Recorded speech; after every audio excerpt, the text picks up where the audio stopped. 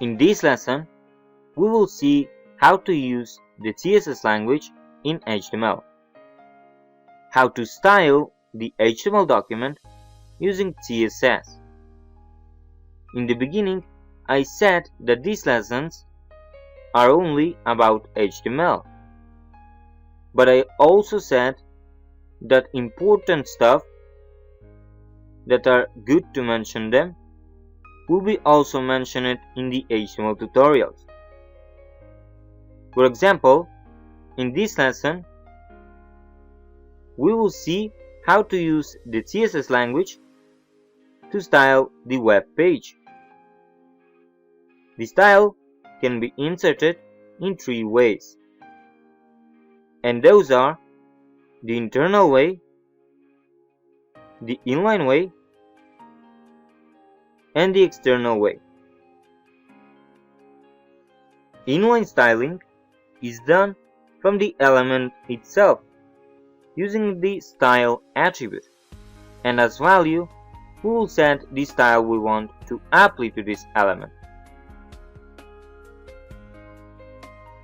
The second way is the internal style, which is done using the style tag in the head element, and inside it we need to insert the element that we want to style and the style that will be applied to that element.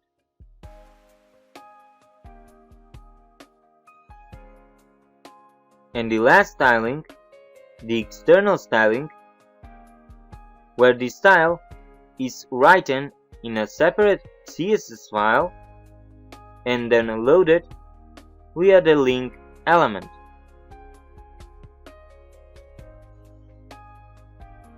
So how the CSS code looks like?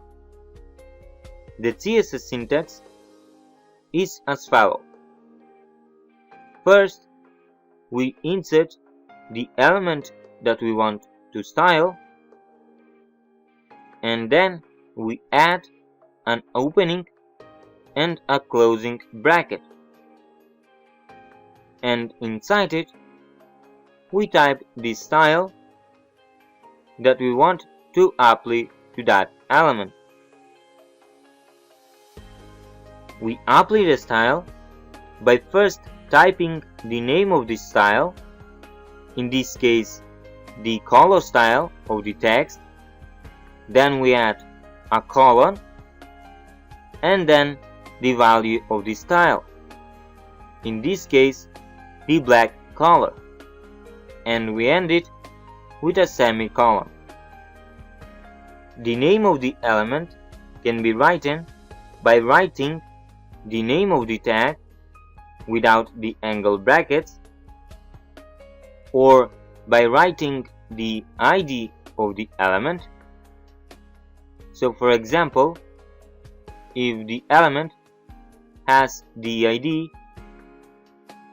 my minus element, in the style code we will type first hashtag and then the name of the ID.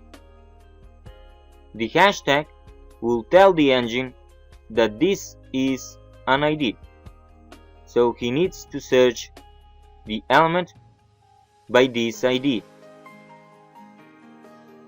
The last thing is by using a class. A class does a similar thing to the ID attribute. To set a class on an element, we need to use the class attribute, and then as value we need to set the name of that class. Similar to the ID attribute, the class element gives an identity to the element. The only difference is that with the ID attribute you can send only one element with that same ID. On the other hand, with the class attribute we can name multiple elements with the same class name.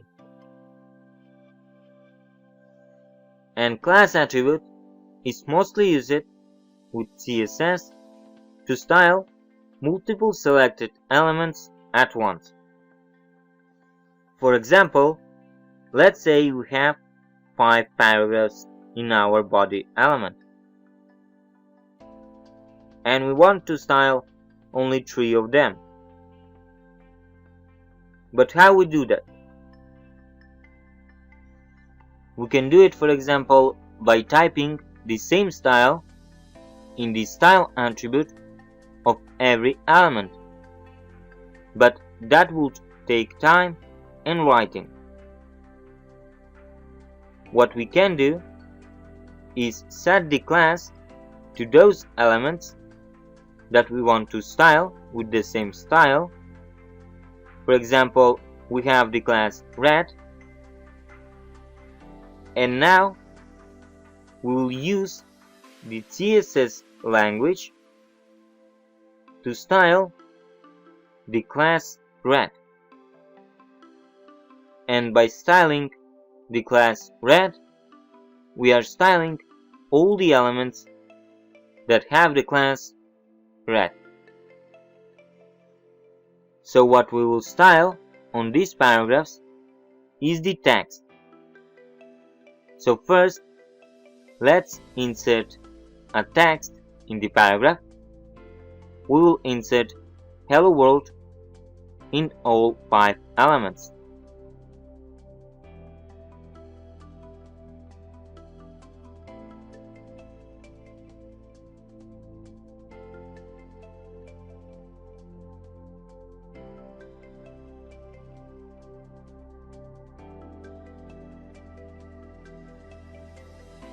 So in the style tag, we will set the color to red. So with this style, we will change the text color of the element to red. And now to set the class to red, we need first to type dot and then the name of the class. The dot sign will tell the engine that this is a class. So when styling the element, the engine will look for the elements with the class red. So remember, first we type the name of the element. That can be the tag name, the ID, or the class. And then we type angle brackets, and inside the angle brackets we type the style. The style starts with the style name, then a colon, and then the value of the style, and a semicolon at the end. This means set the color text of all elements with the class name red to the color red. And now when we run the page in the browser,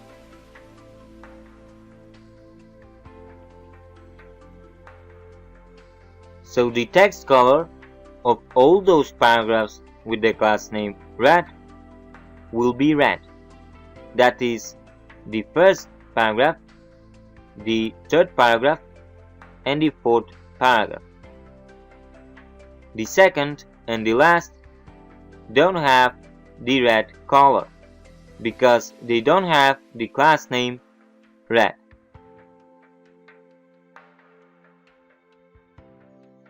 But we can also style elements inline using the style attribute. But here we only need to insert the style in the value of the attribute. So we don't need to type the name, the ID, or the class, or the brackets in the value. We only need to type the style, which is the one inside the brackets. That's because the engine already knows that the style is for the element where this attribute is inserted. So now we will set the background color to yellow. To set it, we type background, then minus, then color, then we add colon, and then the value of the color, which is yellow, and then we end it with a semicolon. Every style that has more than one word in the style name, it is separated with minus. And most of the CSS styles are English readable and understandable. So we separate the words with a minus. So there must be a minus sign between the words.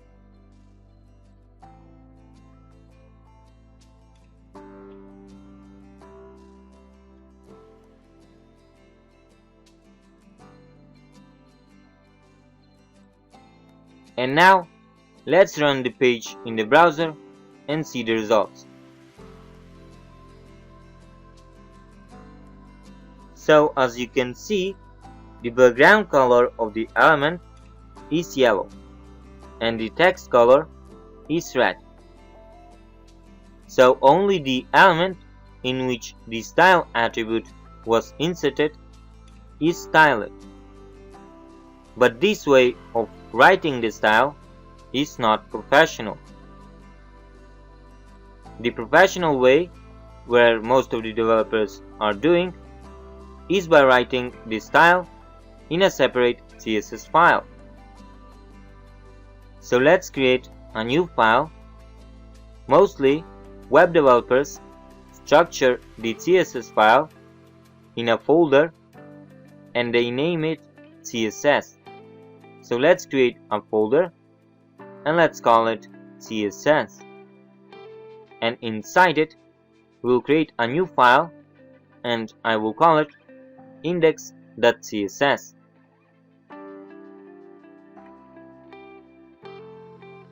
And now inside the file, we will type the same code we type it in the style tag, without inserting any style tags or style attributes. And now let's style the same paragraph elements with the class red, and let's set the background color of those elements to green.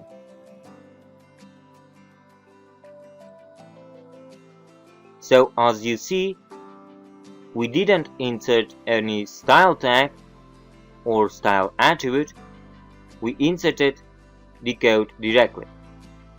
And now let's associate the CSS file with the HTML page. We can do that by setting the path to the CSS file in the link element. First we will type the rel attribute, which is short for relation, and inside it we'll type style sheet. The rel attribute describes the relationship between the file that is loaded and the HTML document. Next, we will type the type attribute to set the type of the file which will be loaded, in this case CSS, and then we will use the href attribute to set the path to that file. So now you may wonder why I set the link element before the style element. Well, we can insert the link element if we want it after the style element. But usually, web developers set the order of the styles in this way. First, the link element styles are loaded. Then, the styles in the style tag are loaded. And lastly, the styles in the style attribute are loaded. So it goes first external, then internal style, and lastly the inline style. So now when we run the page in the browser, we see that all the elements with the class red have the green background color, except the first one, which still has the same yellow background color. That's because, as we said in the beginning, the web engine renders the code from the beginning, from the top to down. So the first style that is applied is the external style. So all the elements with the class name red get the background color green. Then the internal style is loaded, the style in the style tag. Inside it, we have the text color red. So all the elements have the text color red and green background color. And now lastly, the inline style, which is in the style attribute, has the background color set to yellow, and because it's loaded last, it overrides the green background color of the first element, so it changes the background color to yellow. So first the background color changes to green, then the text color changes to red, and lastly the first element background color is changed to yellow. So it goes external, internal, and lastly the inline style. Even, for example, if we set the text color of all the elements with the class name red to white in the external CSS file, when we run the page now,